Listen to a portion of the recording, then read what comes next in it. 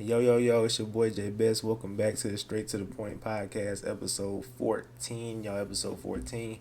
First of all, I want to thank God for waking me up this morning and allowing me to talk about sports, which is something that I love to do.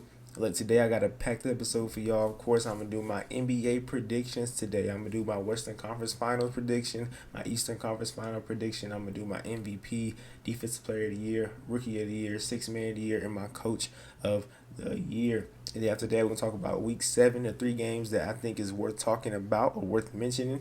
And then last but not least, I'm going to go over the Thursday night game between the Ravens and the Bucks on Thursday. But first, let's start with the NBA predictions. My Western Conference Finals, okay? These are the final 2 teams that I think will be playing in the Western Conference, and I got to go with the Mavs and the Warriors. That's right, a rematch of last year's Western Conference Finals. Look, Luka Doncic, y'all, is just a generational talent, hands down. I think it's about to go MJ, Kobe, LeBron, then Luka Doncic. Okay, he done took the torch, and I think he's about to run away with it. This man, the things that he do with the basketball and the pace that he moves at, like he is so slow. He moves so slow, but he plays the game at his own pace. He makes you play at his pace. That means he completely takes over the game, and you have to play slow with him, and you just can't guard him. Nobody can guard him. He gets his teammates involved. Dallas built a great roster around him. They got shooters everywhere. That's why he averages 9 assists. And then, of course, you got a defensive team led by Jason Kidd. So in defense, they can get the job done. And offensively, I think Luka can lead this offense. And adding Christian Wood to the mix, we saw what he can do on opening night. We seen what he's been doing over the past couple of games. He can add that scoring ability to this team with Luka. So it's not just Luka by himself. Yes, they lost Jalen Brunson, but Tim Hardaway Jr. did come back, who didn't play last year. And then you add Christian Wood to the mix. And of course, I got the Warriors, y'all. The Warriors, they're just too much. Like I was watching them versus the Lakers the first night, and it's just too much to handle. Okay, they got too much. They got Steph, they got Clay, they got Jordan Poole, who's just for some reason going crazy this year, and he went crazy last year in the playoffs. And then you got James Wiseman, who's stepping in, becoming an elite rim protector and elite paint, just that paint dominance that they never had. Now they have it with James Wiseman. So it's just so much. And James Wiseman and Jordan Poole don't even start. That's my point. It's just too much going on. They got shooters everywhere, and they have that championship mentality. They have that championship DNA. They know what to do to get there, and I think this team will get back to the conference finals. In the East, I got the Celtics and the Bucks. I know the first night I said, you know what? I think Ime Udoka not being there is going to affect this team defensively. It's going to affect them and not allow them to get back to where they were. But then I saw Jason Tatum and Jaylen Brown play the first night, and I said, you know what? I'm tripping. They still got 2 people that can go out there and get 30 on any night. And I said 2 people, not just one person, 2 people that can go out there and get you 35, which they did opening night. And they've been, and like I said, go back and forth. Jason Tatum might take over one game. Jaylen Brown might take over another game. This is the best backcourt in the NBA, hands down. So I do think they still have a chance to get to the finals, but I think they will for sure get to the conference finals. And defensively, they still have that dog and Marcus Smart. They still have Al Horford who can protect the paint. They still have dogs everywhere. They still got two of the best, 2 top scorers, honestly. Jaylen Brown, his mentality of scoring to me is the top in the league. Like I see him go out there and take the ball. Like normally when you get the ball and you know you have Jason Tatum on your team, you're like, okay, let me get Jason Tatum, let me let him work. But Jaylen Brown will take the ball and he will go and get a bucket. Okay, I seen it in the finals. I'm like, you're not even the best player on the team. Why are you taking that shot? But he makes it. So they have 2 people that would just go get a bucket on you. And then they have Marcus Smart defensively, Al Horford defensively. They got Robert Williams coming back, who was hurt. He come back mid-season. And they got Malcolm Brogdon now. They have a squad. And I think they can actually get back to the conference finals. Then they have the Bucks. Okay, Giannis is just unstoppable. He's like a Shaq with handles, if you might say that. Like he can't shoot, but he is pure dominant, and they have enough around him. They have pieces around him. Of course, they've been to the finals like 2 years ago, so not last year, but the year before that. They got to the finals, so they know how to get there. They know how to play. And then Chris Middleton's coming back eventually, and they got Drew Holiday, and this team is just built differently. They're a bunch of dogs. This team is always scrappy. They always play hard effort. This team gives the most effort, in my opinion, as I watched them over the past couple of years. Giannis is not the best player in the league to me, but his effort is definitely up there. He gives it 100% every single night. So this team will be in the conference finals against the Celtics. My MVP this year, I already talked about him, Luka Doncic, the greatest white boy that ever touched the basketball. That's right, I said it. I know there was a Larry Bird, but Larry Bird cannot touch Luka Doncic. I understand. Two different eras, but Luka is just different. He just built different. Like, it's not even last year he averaged 28, 8, and 9. Like, this is the white version of LeBron, but like upgraded, because LeBron didn't do the thing, can't do the things that Luka does. Like, some of the passes Luka make, y'all, is just crazy to me, and that's my favorite part about his game, that he can get others involved. Like, some people like scorers that go out there and just score their points, like James Harden in Houston, right? James Harden go out there and drop 50, and people like that. But I like a Luka that can score 30, have 15 assists, and have 10 rebounds. Like, I like seeing an all-around player, and the moves he makes, it's just, he shouldn't be able to do that. The shots he take, he shouldn't be able to do that. Like, he is so unathletic, but he will get to the rim with no trouble at all. Nobody can guard him. He always gets his teammates involved. He gets rebounds. He gets boards. The only problem he has is defense. Right, that's his only problem. But I think that will get better as time goes, or he might just be one of the players that's strictly offense, which is fine with me, because the things he do on offense, I haven't seen nobody else do it. If I had to rank my top players in the league right now, LeBron and Luka is tied for first, because I'm such a big LeBron fan. If I wasn't a LeBron fan, I'd say Luka for sure. But bias is telling you that. Being biased is saying that LeBron and Luka is tied. I think Luka is the best player in the league.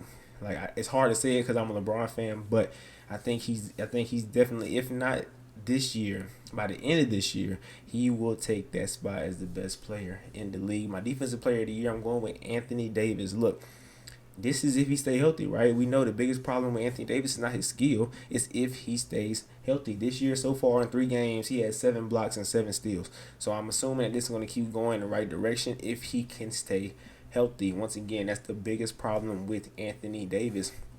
I've always been a big Anthony Davis fan, especially in New Orleans, and you know he can do it defensively, you know he can do it offensively. I don't think he can put it together enough to win MVP, no way. But I do think he can get that defensive side going, and he can get Defensive Player of the Year. My Rookie of the Year, I'm going to go with, he's a Duke Blue Devil, I hate to say it, but I got to go with Paolo Banchero, whatever that boy name is. I got to go in for Orlando Magic. Look, in Duke, he was a nightmare, okay? Me as a UNC fan, I hated playing Duke because of him.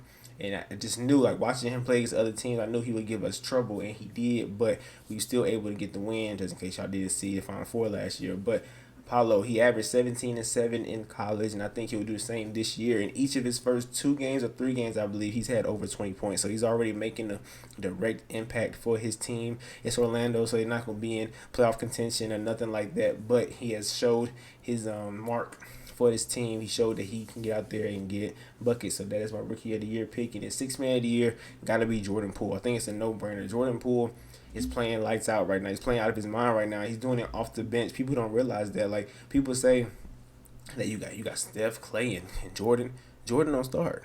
Like, Jordan Poole does not start. That's why he is 6th Man of the Year, in my opinion. I think it's no questions asked. He's averaging 15 and 5 already. So I think that can keep going up and can get better. And you're playing with Steph and Clay. So, I mean, you're playing with 2 people that has that championship mindset. They can tell you what you need to do. You know what I'm saying? I think that really helps him a lot, playing with the vets. Of course, he has a problem with Draymond Green. I don't like his personality. I feel like Jordan Poole is very annoying. I can just see it from, like, the things he do on the court.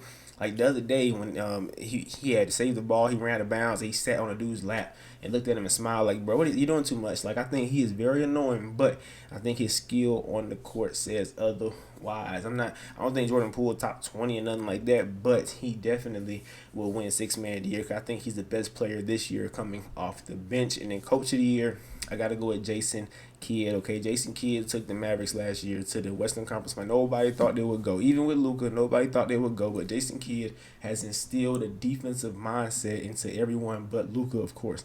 But this year, I do believe they will get back to that point, back to the Western Conference Finals. And I think that Jason Kidd will instill his defensive mindset into the players, and they will do good this year. So I'm going with Jason Kidd. Now, real quick, I want to show y'all the current NFL playoff picture right now. The current NFL playoff picture. This is if the league ended today. Like, if playoffs started right now, this is your current picture. As you can see, the Jets and the Giants are in this picture. The Bucks and the Packers are not. My rant I went on last week, okay, consists of this right here. Like, y'all see this and y'all lose your mind and y'all forget who Tom Brady and who Aaron Rodgers is. I have to talk about this because they keep texting me, Jalen, the Jets and Giants going to the playoffs. No, they're not. And this is a part of hype trains, man. This is why I hate it. So for example, Lamar Jackson, the first 3 weeks he come out, he's playing lights out of his mind. People texting me, hey, look at Lamar, watch Lamar, look at Lamar. I'm like, cool, can he keep doing this? The next 3 weeks, I don't hear a word from nobody because he fell off, and that's a hype train, right? You ride that hype train, but eventually the train gonna stop.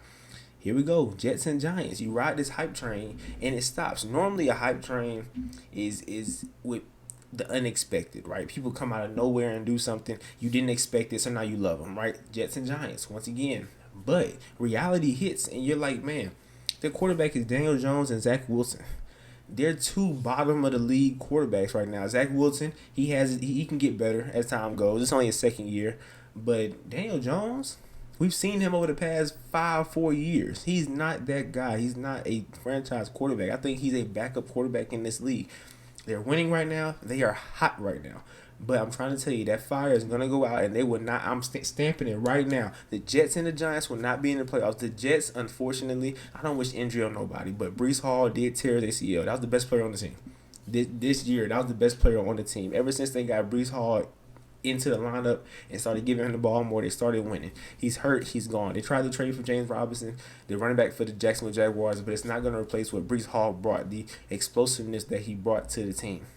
So I think that's a big blow right there. Now you're asking more of Zach Wilson, who has yet to prove himself, and with what receivers, right? Elijah Moore, he's ready to get out. He wants to trade, right? You got Corey Davis, who's a middle of the pack average receiver, and then of course you got Garrett Wilson coming out of college. I don't think he can make enough noise right now to keep this team going.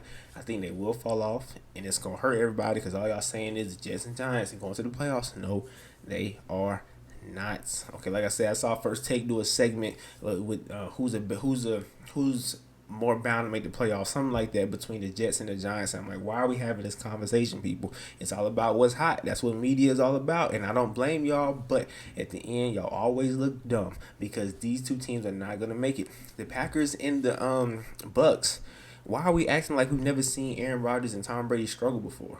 The year that Tom Brady went to the Super Bowl with the Bucks, right? They were 7-5 at one point. Nobody thought they would go, but then he made that run. He can turn this around. Why can't people see this? Yes, there's a lot of drama going on with Brady, right? He missed some preseason practices, right? Trainings, whatever. And then he didn't fly to Pittsburgh with the team. He went to Robert Kraft's wedding, and the stuff going on with his wife. Let that go, okay? Eventually, he's going to turn it around. I think he will turn around this Thursday night, okay? Tom Brady is just fine. Aaron Rodgers. The only thing they have to do is run the ball. I saw a stat where they said that if Aaron Jones touched the ball 15 or more times, they're like undefeated. When he doesn't, they lost every game. Run the ball. I've been saying that. Just run the ball and let Aaron Rodgers throw every now and then. You're not throwing offense right now, so that can be easily fixed, okay? Packers and Bucks will be in this picture by the end of the year. I can guarantee you that. Jets and Giants, slow your roll. And let me make this point, though. The Giants might make it just because they're so far ahead right now, if that makes sense. Right now, the Giants are 6-1. So right now, the Giants might squeeze into the playoffs because of their record, but they will get smacked the first round. I promise you that, okay? The Giants and Jets are not legit, people. Do not fall for this. Beginning of the year, I said, and this is an example. I'm a living witness. I'm an example for y'all. Y'all should look at me and say, you know what? He's right. You shouldn't do this because in the beginning of the year, when I made my playoff pyramid, I put the Jets and the Giants under the not winning. No, I put the Jets under bright future, right? I said they're going to be good eventually, right? And then the Giants, I said they are nowhere near winning because they don't have a quarterback. Now they're doing good, and you see I'm not changing my mind because before the season I said they're not good. I still don't think they're good. I think they just got hot at the right moment. But they will fail. They will fall off eventually. Okay, so I'm still going with the Bucks and the Packers over the Jets and the Giants. Okay, I'm not comparing them based on conference, right? Because Jets are in the AFC. What I'm saying is the two hottest teams right now and the two coldest teams right now will switch positions by the end of this year. I can promise you that. Here we go, Week 7, y'all. Week 7. I did go 4-10, y'all. It was a bad week, up and down. I picked a lot of upsets that did not get done. Like, for example, I picked the Lions to beat the Cowboys. That's the first game I'm talking about. Let's talk about the Cowboys and the Lions. Here we go, Cowboy Nation. Super Bowl, Super Bowl. Calm down, slow your roll. Okay, if you watch that game, if you really watch that game, you will see that y'all are not as close to Super Bowl as y'all thought. Okay, Dak Prescott came in there and looked like Cooper Rush, right? That's who he should be at least, right? People saying Dak come back top 10 quarterback, we're gonna be blowing out people now because we got a great defense and then he gonna turn the offense around. That's not how it's gonna be. Y'all are gonna, if y'all do win games, it's gonna be like y'all did this week. Okay, the Cowboys end up beating the Lions 24-6. Okay, Dak Prescott with 19-25, 207 yards and a touchdown. Jared Goff went 21-26, 228 yards and 2 interceptions. The equation that the Cowboys have to do to win games is run the ball well and play good defense. You can play good defense, you can run the ball well. Tony Pollard, 12 carries, 83 yards. Ezekiel Elliott, 15 carries, 57 yards, okay? That combined is over 100 yards. If they can do this consistently, then they'll have great chances at winning because when you run the ball like that, not only are you eating clock, but you're eating clock and the other team goes on the field and they got to go against a great defense, right? The Cowboys defense is legit. Do not get it twisted, right? Led by Micah Parsons, okay? The Lions O-line, this is how I know they're good. Because the Lions O-line this year has only allowed 7 sacks leading up to Sunday. Only 7 sacks. That's great, right? 7 sacks in 6 games, that's perfect. The Cowboys had 5 sacks on Sunday, right? So they just killed this O-line. And this is why this team won the game, strictly defense. Like, the score was 10-6. All right, the score was 10-6 in the beginning of the fourth quarter. So that lets you know that Dak and the offense wasn't doing nothing against a Lions defense that was in the bottom of the league in points allowed. Like, the Lions defense is terrible. They only have one good player, and that's Aiden Hutchinson, who had 1.5 sacks. I said 2, but he had 1.5 sacks. Aiden Hutchinson is the future of this league, future of that defense. But other than that, they have nothing. Okay, the defense is bad in the secondary. The defense is bad all the way around, but you only had 10 points in the fourth quarter. So Dak, and people say, oh my God, Dak first game back, I don't care. In this league, when you come back, we expect you to come back full 100%. If you wasn't healthy, don't come back. It's simple as that. He came back. They had 10 points in the beginning of the fourth quarter. But then everything went south. Okay, the Lions drove down the field. It's 10-6. The Lions about to score. And that could have just killed the Cowboys, right? They would have went up, 13-10? That could have just killed y'all in terms of, man, we're losing to the Lions. You know what I'm saying? As a mentality thing. But they fumbled on the goal line. The Lions fumbled on the goal line. Like, running in, they ran the ball at the middle. He fumbles. Dallas get the ball back. And they end up scoring that drive, I believe. The Lions had 5 turnovers, guys. 5 turnovers, 3 fumbles, 2 interceptions. You cannot win like that. So those touchdowns at the end of the game, them last 2 touchdowns was garbage touchdowns. Y'all really won this game 10-6. Really. Or should I say 17-6.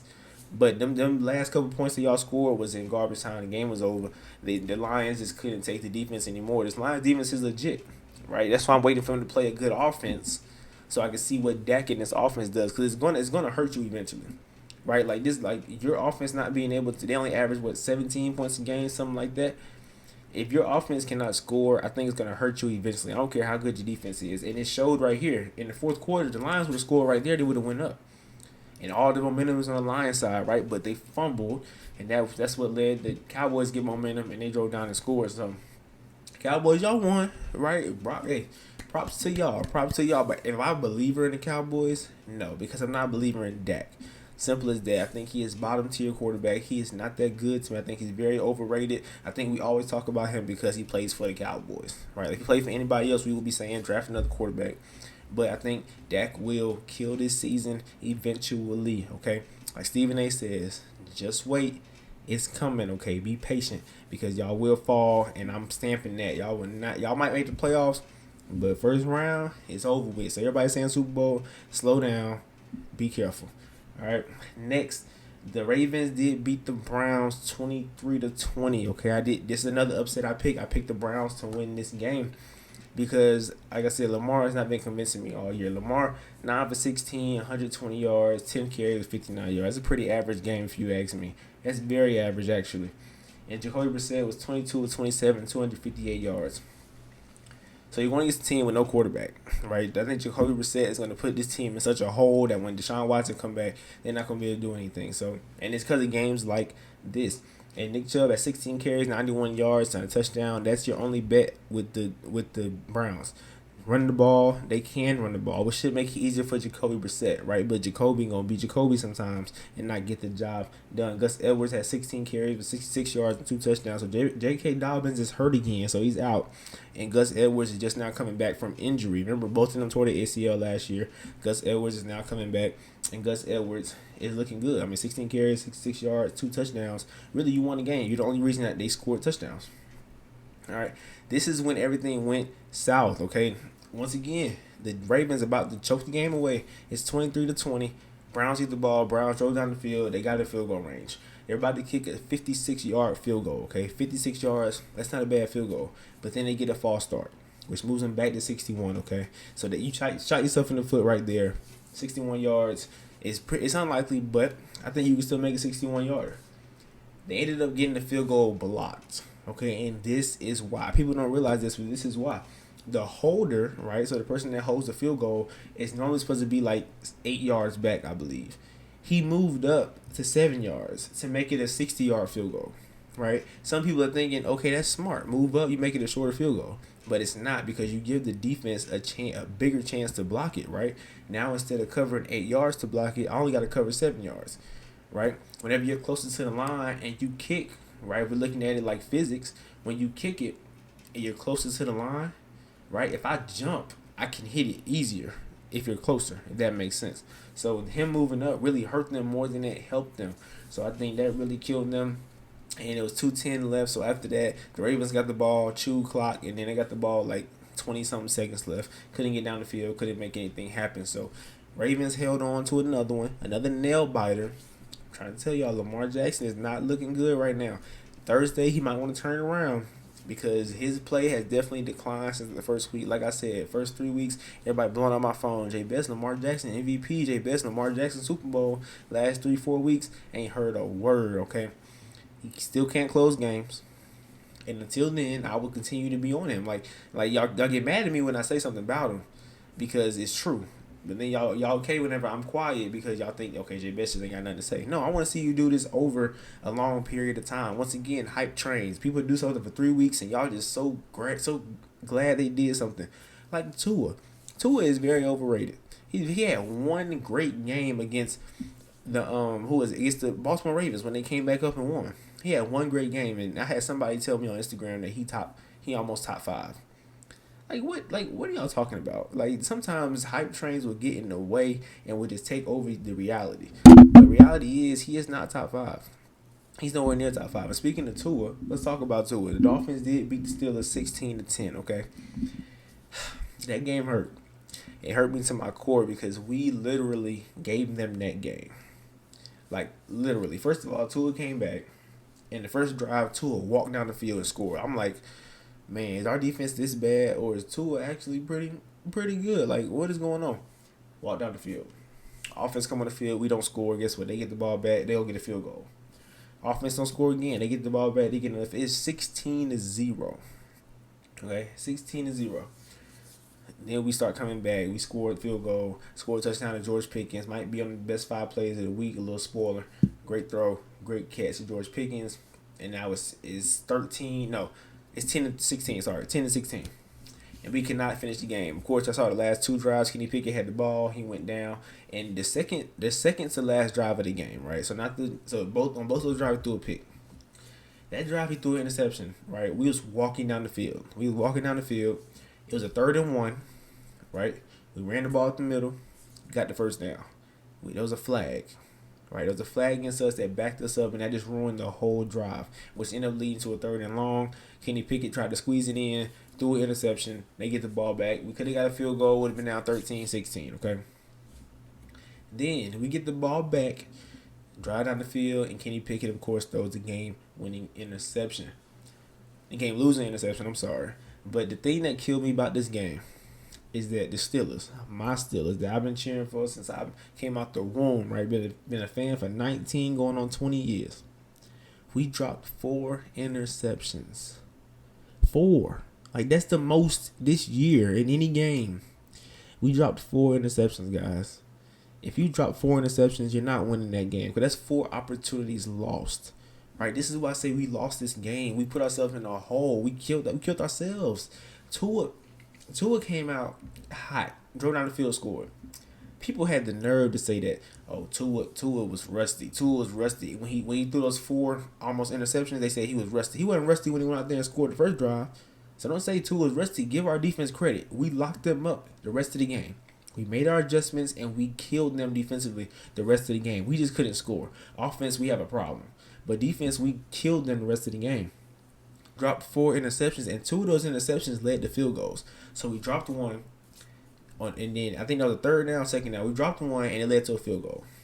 Then we dropped one right before halftime. We dropped one, and that led to them scoring a field goal versus turning over the ball before halftime. We get the ball back with momentum, right? That didn't happen. So we ended up giving up 2 field goals due to dropped interceptions. Subtract, and I called my little brother at halftime, and I said, bro, those 2 interceptions that we dropped led to field goals.